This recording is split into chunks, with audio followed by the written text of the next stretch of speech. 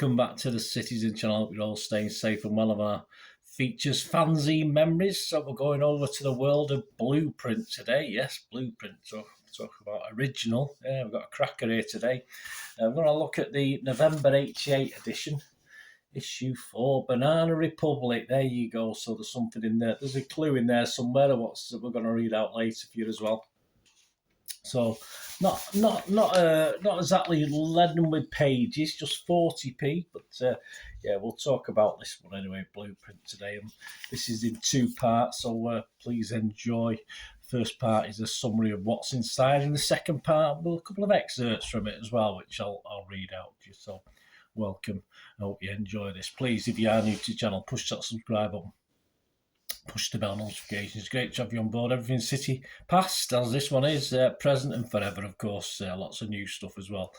So if you can join us, and if you're pushing them buttons, the subscription notification, if you can push that little like button as well. I'm trying to get about 15 to 20. Sometimes I can get more, but these history vlogs, you can get me to 20 likes and thumbs ups.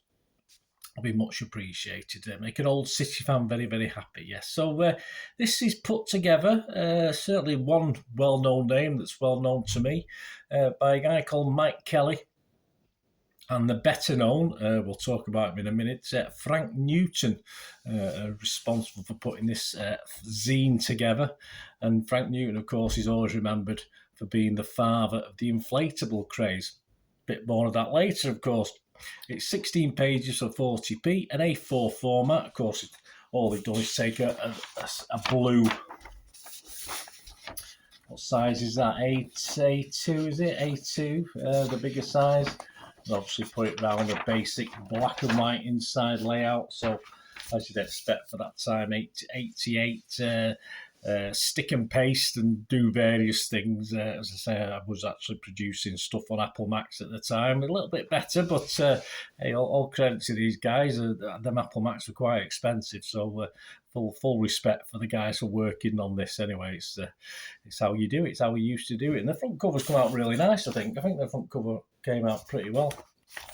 So let's have a look inside this anyway. Let's have a look inside this. And it's, of course, I love doing this because it's like a fan's snapshot of what's happened at the time with City. And of course, there's other articles in it about history and stuff like that. But, you know, some of the comments and some of the things and the letters and the statements as at this point in time. So first of all, we start off with identity crisis. Yes, this is all about, as you'd expect, the ID card scheme that was firmly on football fans' mind at the time. Blueprint, like many, were totally against this or not happy with this in its current format or the format they wanted to do it, and it was encouraging fans to register their dissatisfaction by contacting their local MP, and if they didn't want to do that, they could write to Blueprint and do it through them as well. So I don't think they were alone in that, were they? The next item we look at, every game is away, and this takes a look at the 10th birthday of the Leicester and Rugby Supporters Club, from their inception back in 1979. Well, he said 9 years previous to this, so I'm assuming 1978, 79. Got a coach to Main Road and away games. 50 for the home games, used to turn up for the coach. 30 to 40 for the away games. Apparently, I was a bit disgusted. Well, not disgusted, disappointed, shall I say. A drop-off in 83 after the relegation. Where were you when we were shit? I mean, come on, guys. The numbers should have increased, surely, at that time. But anyway, whether by car, minibus or coach, the branch are always there. I'm fairly sure they still are at the moment. Now in 2023, I'm recording this, but 40 years after the relegation, of course. I'm sure they're filling the coach now if they still do that. Banana drama, yes, of course, it's all about Frank Newton explaining the phenomena and why he started it all. Interestingly enough, I will give you an excerpt of this in part 2, but Frank does point out that he'd seen E.T. At Brighton. This is all before he started his. I think that was about 1983. He saw a large banana at Coventry in 85. And I think early 88, he saw a snake at Walsall. But, of course, City fans would turn this into a craze after Frank had started it all off, and he had no idea when he took his banana to its first match the previous year how things would explode. But more of that in part two. We'll have a good look. We'll have a look at his piece he's written. It's very interesting. I have seen snippets of it, but I've never read the whole piece, so we'll read that out in part two. On with the fanzine. The rest is history. Looks at the birth of City. Yeah, this particular feature, this episode looks at the 1882-83 season, where the West Gorton St Mark's team played on Queen's Road, just off Hyde Road, and then it takes us up to the 1890-91 season, where now called Ardwick, were playing at Hyde Road, of course, our home, until we moved to Main Road eventually. There's an interview with City's ex-keeper, yes, Eric Nixon, then doing okay at Tranmere. That's by Colin Zabel. Just little snippets from there. Though he was grateful to Billy McNeil for actually, I think he just turned up for a trial, didn't he? So I think he played for Kers and Ashton or something like that at the time, and he just turned up at the ground, said, give us a trial, and he got one, and it went from there. Well, it's nothing like having balls, is there? That's for sure. And though he said he's grateful to Billy McNeil, both Billy McNeil and Mel Machin would not be top of Eric Nixon's Christmas list, and the only man he had any real respect for was actually Jimmy Frizzell. Yeah, it'd been very hard not to have a respect for Jimmy Frizzell, wasn't it? And he said the beginning of the end he cited at City was being sent off unfairly, in his opinion, against Palace in the 87-88 season. He said the management and the fans never really forgave him. I was racking my brains trying to figure out whether I forgave him at the time. And I can't really, my memory doesn't go back that far. Let me know what you think, guys, anyway. But he said the fans never forgave him, as did the management never did. And he actually played his last City game in the home game with Palace at the end of that season. Alex Williams was his friend and a keeper he admired and looked up to. And when Machin sold him to Tranmere, it was all a bit of a shock. He didn't know about it. He thought he was having a clear the air talk with Machin. But, of course, Machin went on holiday. And the next thing Nixon was doing was ringing Jimmy Frizzell to see what was going on. He was told that he'd been sold to Tranmere Rovers. So not very happy about that. That's probably why he's fell out with Mel Machin. One of his highlights was a 10-1 against Huddersfield. There you go. Though he hated letting the one goal in, apparently.